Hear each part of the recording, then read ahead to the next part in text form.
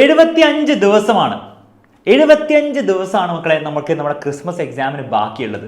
ഈ 75 ദിവസം എങ്ങനെ പഠിച്ചാൽ ഈ ക്രിസ്മസ് എക്സാമിൽ തന്നെ നിങ്ങൾക്ക് ഫുൾ A+ ഉറപ്പിക്കുക എന്നുള്ളതിൻ്റെ പ്ലാനാണ് ഞാൻ പറഞ്ഞുതരാൻ പോകുന്നത്.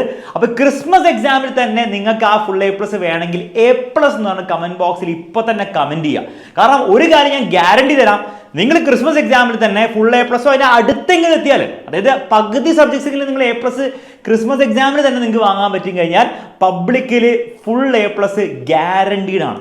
ഇത് ഞാനായിട്ട് പറയേണ്ട ആവശ്യമില്ല, നിങ്ങൾ തന്നെ നിങ്ങളുടെ കോമൺ സെൻസ് ആലോചിച്ചാൽ നിങ്ങൾക്ക് മനസ്സിലാവും. കാരണം വളരെ കുറച്ച് സമയം കൊണ്ട് നിങ്ങൾക്ക് ക്രിസ്മസ് എക്സാമിൽ തന്നെ അത് വാങ്ങിച്ചെടുക്കാൻ പറ്റിയെങ്കിൽ കുറച്ചും കൂടി സമയം കിട്ടിക്കഴിഞ്ഞാൽ കുറച്ചും കൂടി നന്നായിട്ട് പഠിക്കുകയും റിവൈസും ചെയ്ത് കഴിഞ്ഞാൽ പബ്ലിക് എക്സാമിൽ നിങ്ങൾക്ക് കിട്ടാതിരിക്കുമോ? ഇത്രയേ ഉള്ളൂ. അപ്പോൾ കമൻറ്റ് ബോക്സിൽ A+ ആദ്യം കമൻറ്റ് ചെയ്യാം. അപ്പോൾ നമ്മുടെ അടുത്ത ചോദ്യം, ഈ 75 ദിവസം നമുക്ക് ക്രിസ്മസ് എക്സാമിന് ബാക്കിയുണ്ടെങ്കിൽ 75 ദിവസവും നമുക്ക് ക്രിസ്മസ് എക്സാമിന് വേണ്ടി മെല്ലെ പഠിച്ചു പോയാൽ പോരാ. അതൊരിക്കലും പ്രാക്ടിക്കലി പോസിബിൾ അല്ല. കാരണം ഡിസംബർ 10, 11 ക്രിസ്മസ് എക്സാം സ്റ്റാർട്ട് ചെയ്യുന്നതെങ്കിൽ നിങ്ങൾ ഡിസംബർ 9 വരെ അതിനു വേണ്ടി പഠിച്ചുകൊണ്ടിരിക്കുമോ? പറ്റില്ല.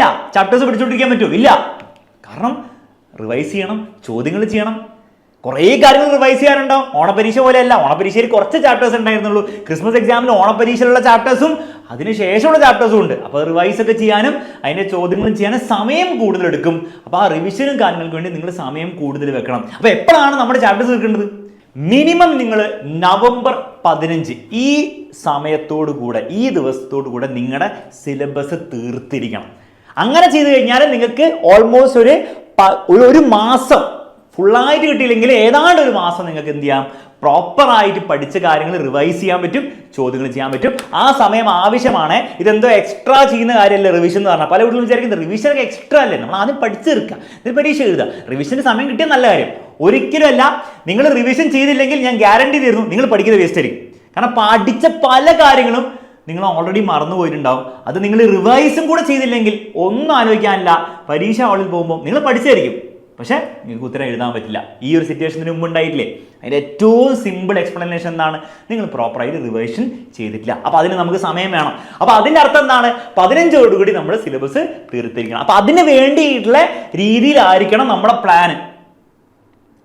ഇനി ഈ ഒരു പ്ലാന് നിങ്ങൾക്ക് ഓരോ ദിവസത്തേക്കും ഇനി അങ്ങോട്ട് ഉണ്ടാക്കി വെക്കാൻ പറ്റുമോ? ഇന്ന്, നാളെ, മറ്റന്നാൾ, അങ്ങനെ നവംബർ 15, 14 വരെയുള്ള ദിവസങ്ങളുടെ പ്ലാൻ ഉണ്ടാക്കാൻ പറ്റുമോ?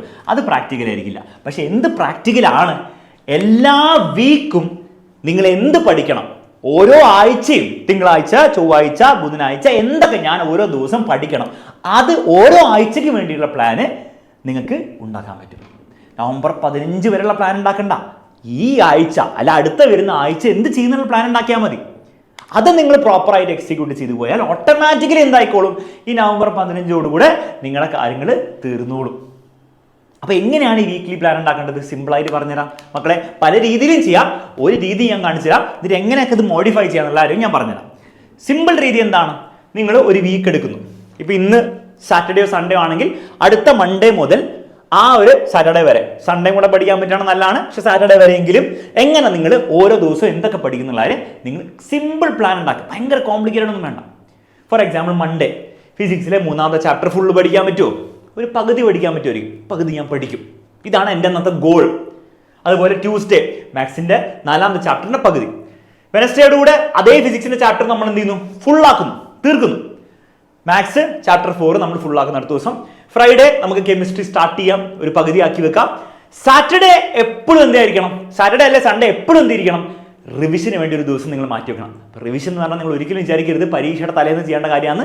നിങ്ങൾ ഓരോ കാര്യങ്ങൾ പഠിച്ചു പോകുമ്പോൾ തന്നെ റിവൈസ് ചെയ്യണം. അതിൻ്റെ കാരണം എന്താണ്? ഇവിടെ നിങ്ങൾ ഈ ഫസ്റ്റ് ദിവസം പഠിച്ച കാര്യമില്ലേ ഫിസിക്സിൻ്റെ, ഈ സാറ്റർഡേ ആകുമ്പോഴത്തേക്കും അതിലെ ഓൾമോസ്റ്റ് പകുതിയോളം നിങ്ങൾ മറന്നുപോയിട്ടുണ്ടാവും.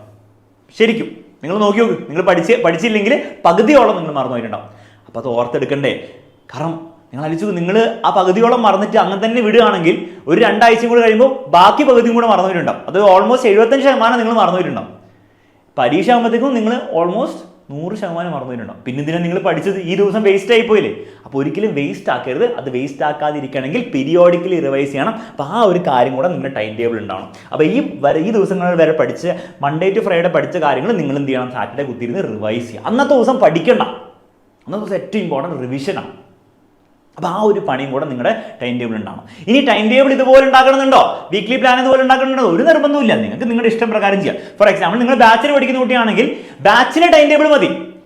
സാർ ബാച്ചിന് ടൈം ടേബിൾ ഞാൻ ഉണ്ടാക്കണോ? നിങ്ങൾ ഉണ്ടാക്കണം. ബാച്ചിന് ടൈം ടേബിൾ ഉണ്ടാവും, അത് പ്രകാരം തന്നെ നിങ്ങൾ ഉണ്ടാക്കണം. കാരണം നിങ്ങൾക്ക് നിങ്ങളുടേതായ ഒരു പ്ലാൻ കിട്ടിയാലേ അത് ചെയ്യാൻ തോന്നും. ബാച്ച് നടക്കട്ടെ, അതേ പ്ലാൻ നിങ്ങൾ ഉണ്ടാക്കിക്കോളാം. ഓൾമോസ്റ്റ് പോലെ ഉണ്ടാക്കിയിട്ടുണ്ടാവുക. ഒരു ലൈവിൽ വന്നിട്ട് ഒരു ചാപ്റ്റർ ഫുൾ എടുത്ത് തീർക്കില്ലല്ലോ, പകുതി ആയിരിക്കും തീർക്കുക. അപ്പോൾ അതുപോലെ നിങ്ങൾ എന്ത് ചെയ്യുക, നിങ്ങളുടെയും പ്ലാൻ ഉണ്ടാക്കിയാൽ ഓട്ടോമാറ്റിക്കലി എന്താണ്, അത് തീർന്നോളും. ബാച്ചിലില്ലാത്ത കുട്ടിയാണ് നിങ്ങൾ സ്വന്തമായിട്ട് പ്ലാൻ ഉണ്ടാക്കുക. എന്നിട്ട് ഈ ക്ലാസ്സുകൾ എന്ത് ചെയ്യുക, ഒന്നെങ്കിൽ വൺ ഷോട്ട് കാണുക, അല്ലെങ്കിൽ നിങ്ങൾ സ്വന്തമായിട്ട് പഠിക്കുക. നിങ്ങളുടെ ഇഷ്ടമുള്ള രീതിയിൽ ചെയ്യാം. പക്ഷേ point is you should have A weekly plan. ഇനി ഈ വീക്ക്ലി പ്ലാൻ ഉണ്ടാക്കുമ്പോൾ ഒരു 3 ടിപ്സ് ഞാൻ പറഞ്ഞുതരാം. അതും കൂടി ചെയ്തു കഴിഞ്ഞാൽ ഭയങ്കര നിങ്ങൾക്ക് ഈസി ആയിരിക്കും കാര്യങ്ങൾ. ഫസ്റ്റ് കാര്യം, നിങ്ങൾ ഒരു വീക്ക് ഫുള്ളായിട്ട് പ്ലാൻ ചെയ്യണം. മൾട്ടിപ്പിൾ വീക്സ് പ്ലാൻ ചെയ്യണമെന്ന് നിർബന്ധമില്ല. ഒരു വീക്ക് നിങ്ങൾ ഫുൾ പ്ലാൻ ചെയ്യാം. അങ്ങനെ 2-3 ആഴ്ച കഴിയുമ്പോൾ നിങ്ങൾക്ക് മനസ്സിലാവും നിങ്ങൾ സ്ലോ ആണോ ഫാസ്റ്റ് ആണോ എന്നുള്ള കാര്യം. ഭയങ്കര സ്ലോ ആയിട്ടാണ് നിങ്ങൾ പോകുന്നെങ്കിൽ, ഫോർ എക്സാമ്പിൾ ഒരു ചാപ്റ്റർ പഠിക്കാൻ വേണ്ടി നിങ്ങൾ 5-6 ദിവസം എടുക്കുന്നുണ്ടെങ്കിൽ അത് പ്രാക്ടിക്കൽ ആയിരിക്കില്ല. നവംബർ 15 നിങ്ങൾ സിലബസ് തീർക്കാൻ പറ്റില്ല. അപ്പോൾ അതിനനുസരിച്ച് നിങ്ങൾ സ്പീഡ് കൂട്ടണം. ഓക്കെ, ഓവർ സ്പീഡ് ആണെങ്കിൽ നിങ്ങൾക്ക് അത് മനസ്സിലാവും. അപ്പോൾ 2-3 വീക്ക് നിങ്ങൾ ആക്ച്വലി ചെയ്യുമ്പോൾ നിങ്ങൾക്ക് മനസ്സിലാവും. രണ്ടാമത്തെ കാര്യം, നിങ്ങൾ ചെയ്യേണ്ട ഒരു കാര്യം, ഫോർ എക്സാമ്പിൾ നിങ്ങൾ വീക്ക്ലി പ്ലാൻ ഉണ്ടാക്കി അല്ലെ, ഇതുപോലത്തെ വീക്ക്ലി പ്ലാൻ ഒക്കെ ഉണ്ടാക്കി, എന്നിട്ട് മൺഡേ ദിവസം കഴിഞ്ഞു. അപ്പോൾ ട്യൂസ്ഡേത്തെ കാര്യങ്ങൾ നിങ്ങൾ എഴുതി വെച്ചിട്ടുണ്ട്. പക്ഷേ നിങ്ങൾ മൺഡേ രാത്രി കിടക്കുന്നതിന് മുമ്പ് തന്നെ ട്യൂസ്ഡേ എക്സാക്ട്ലി എന്താണ് ചെയ്യാന്നുള്ള കാര്യം ഒന്നും കൂടി നിങ്ങൾ സെറ്റാക്കണം. അതായത് മാത്സിലെ 4ാമത്തെ ചാപ്റ്ററിലെ പകുതിയാണ്. പക്ഷെ ഒന്ന് ആലോചിച്ച് നോക്കുക, മാത്സിലെ 4ാമത്തെ ചാപ്റ്റർ നിങ്ങൾ സാധനങ്ങളൊക്കെ ഉണ്ടോ, ഒന്നെങ്കിൽ ബാച്ച് ലൈവ് ഉണ്ടോ, അല്ലെങ്കിൽ നിങ്ങൾക്ക് പഠിക്കാനുള്ള വൺ ഷോട്ട് ഉണ്ടോ, അതൊക്കെ ഒന്ന് റെഡിയാക്കി വെക്കാം. ഒരിക്കലും എന്ത് ചെയ്യരുത്, അന്ന് സ്കൂൾ കഴിഞ്ഞ് വന്നിട്ട് അപ്പം നിങ്ങൾ ചിന്തിക്കരുത് എവിടെ പോയി ഇതിൻ്റെ നോട്ട്ബുക്ക്, എവിടെ പോയി ഇതിൻ്റെ യൂട്യൂബിലെ ക്ലാസ് അല്ലെങ്കിൽ ബാച്ചിൻ്റെ ക്ലാസ്, അപ്പം ചിന്തിക്കുക. അതൊക്കെ നേരത്തെ റെഡിയാക്കി വെക്കുക. അങ്ങനെ നേരത്തെ നിങ്ങൾ റെഡിയാക്കി വെച്ച് കഴിഞ്ഞാൽ അടുത്ത ദിവസം വരുമ്പോൾ തന്നെ നിങ്ങൾക്ക് ഫ്രിക്ഷൻ ഇല്ലാതെ നേരെ കാര്യത്തിലേക്ക് കൊണ്ട് കിടക്കാൻ പറ്റും. അവിടെ ഫ്രിക്ഷൻ വന്നു കഴിഞ്ഞാൽ നമുക്ക് എന്താണ്, നമുക്ക് കുറച്ച് മടിയൊക്കെ വരും. അപ്പോൾ നമ്മൾ മെല്ലെ തുടങ്ങാം. അപ്പം 5 മണി 5:30 ആയിട്ടുള്ളൂ, 6:30 ആവട്ടെ, മെല്ലെ തുടങ്ങാം. ആ പ്രശ്നം വന്നാൽ തീർന്നു. അപ്പോൾ അതുകൊണ്ട് തന്നെ ആ ഒരു ദിവസത്തെ പ്ലാനിങ് തലേ ദിവസം എല്ലാം റെഡിയാക്കണം. നോട്ട്ബുക്ക് റെഡി ആയിരിക്കണം. അതിന് വേണ്ടി എല്ലാ കാര്യങ്ങളും നിങ്ങൾ റെഡിയാക്കിയേ പറ്റുള്ളൂ.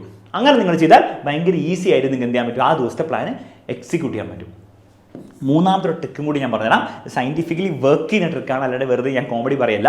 അതായത് നിങ്ങൾ അന്ന് ചെയ്യാൻ പോകുന്ന കാര്യങ്ങൾ നിങ്ങൾ എന്ത് ചെയ്യുക, ഒന്ന് വെറുതെ വിഷ്വലൈസ് ചെയ്യാം. ഓക്കെ, അതായത് നിങ്ങൾ സ്കൂൾ വിട്ട് വന്നു, സാധാരണ കാര്യങ്ങളൊക്കെ ചെയ്യുക, ഭക്ഷണം കഴിച്ചു, കാര്യങ്ങൾ ചെയ്യുക, പഠിക്കാനെ പറ്റി ചിന്തിക്കുന്നു. അപ്പോൾ നിങ്ങൾക്കൊരു മടി വരുന്നു അല്ലേ, എല്ലാവർക്കും മടി വരും, വേണം ഇപ്പോൾ വേണം, കുറച്ച് നേരം ഗെയിം കളിച്ചിട്ട് പോരെ, കുറച്ച് നേരം ഇൻസ്റ്റാഗ്രാമിൽ സ്ക്രോൾ ചെയ്തിട്ട് പോരെ എന്നൊക്കെ കളിക്കുന്നു. പക്ഷെ നിങ്ങൾ ആ തോട്ടിനെ മറികടക്കുന്നു, ഇല്ല ഞാൻ പഠിക്കും. അതൊക്കെ നിങ്ങൾ വിഷ്വലൈസ് ചെയ്യാം. ഓക്കെ, നിങ്ങൾ മാക്സിമം ഡീറ്റെയിൽ വിഷ്വലൈസ് ചെയ്യാം. അപ്പോൾ അതിൻ്റെ ഇടയിൽ എന്നാലും പഠിക്കാൻ നിങ്ങൾ തുടങ്ങുന്നു. അതും വിരസമൊന്നുമില്ല, മാത്സ് ആണ്, ബുദ്ധിമുട്ടുണ്ട്. പക്ഷെ എന്നാലും നിങ്ങൾ ഞാൻ പഠിക്കാതെ പറ്റില്ല, കാരണം എന്നാണേലും ഞാൻ പഠിക്കണം. അപ്പോൾ ഇന്ന് ഞാൻ പഠിച്ചു കഴിഞ്ഞാൽ എനിക്ക് A+ കിട്ടും ഒക്കെ ആലോചിക്കുന്നു. നമ്മൾ പഠിക്കുന്നു, അതിനിടയിൽ ഡിസ്ട്രാക്ഷൻസ് വരുന്നുണ്ട്, ഫോണിൽ നോട്ടിഫിക്കേഷൻ വരുന്നുണ്ട്, ചേട്ടനോ ചേച്ചിയോ അനിയനോ ആരെങ്കിലുമൊക്കെ എന്തൊക്കെയോ പറയുന്നുണ്ട്. പക്ഷെ നമ്മൾ ആ ഒരു സമയം നമ്മൾ പഠിക്കും. അതിന് കഴിഞ്ഞിട്ട് എല്ലാം നമ്മൾ ചെയ്യാൻ വേണ്ടി പ്ലാൻ ചെയ്തിട്ടുണ്ട്. ഗെയിം കളിക്കാനും ഇൻസ്റ്റാഗ്രാം നോക്കാനും ഒക്കെ നമ്മൾ സമയം പ്ലാൻ ചെയ്ത് വെച്ചിട്ടുണ്ട്. പക്ഷേ ഈ സമയത്ത് ഇതൊക്കെ നിങ്ങൾ വിഷ്വലൈസ് ചെയ്യുക. അതായത് ആ പഠനത്തിനിടയിൽ വരുന്ന ബുദ്ധിമുട്ടുകളും ആ ബുദ്ധിമുട്ടുകളും നിങ്ങൾ എങ്ങനെ ഓവർകം ചെയ്യുന്നുള്ള കാര്യം നിങ്ങൾ വിഷ്വലൈസ് ചെയ്ത് കഴിഞ്ഞാൽ സയൻറ്റിഫിക്കലി സ്പീക്കിംഗ് നിങ്ങൾ ആ കാര്യങ്ങൾ ആക്ച്വലി ചെയ്യില്ല, നമ്മൾ അടുത്ത ദിവസം ചെയ്തോ, അപ്പോൾ നിങ്ങൾക്ക് കുറച്ചുകൂടി ഈസി ആയിരിക്കും. കാരണം ഈ കോംപ്ലിക്കേഷൻസ് ഒക്കെ, ഈ കൺഫ്യൂഷൻസ് ഒക്കെ മനസ്സിൽ നിന്ന് നിങ്ങൾ ഓൾറെഡി ക്ലിയർ ചെയ്ത് കഴിഞ്ഞു.